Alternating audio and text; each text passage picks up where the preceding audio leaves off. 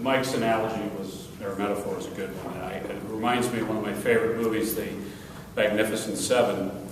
The guys who are kind of in charge there, I don't remember the character's name, but Yul Brynner and Steve McQueen are out on the, trying to talk to all the townspeople about the problem that they have. And they meet up with a fellow who lives out on the edge of the town, an older fellow, about what he needs to do to help them protect them from these marauders who come in and terrorize the town. And the old guy says, well, they're not going to bother me. I got a gun.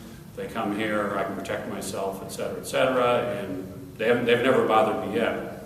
And Steve McQueen says to the guy, well, you remind me of a fellow I once knew who was up on top of a tall building and jumped off a 10-story building. Back then buildings weren't as tall, I guess. And he was coming by the 8th floor, and somebody stuck their head out and asked, how's it going? And the guy yelled back as he was going past the window, so far, so good.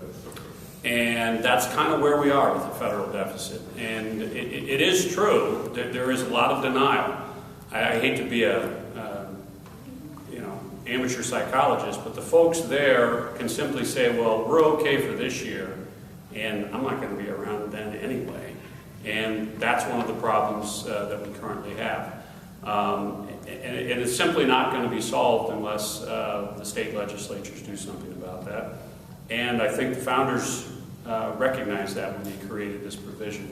So of all of the things that I'm going to do, or have done, this is the most important in my mind. And so I'm going to push our caucus in our House and the Senate to get this resolution passed in a timely manner. I want to thank members of the media and other folks who came here today. And if there are any questions,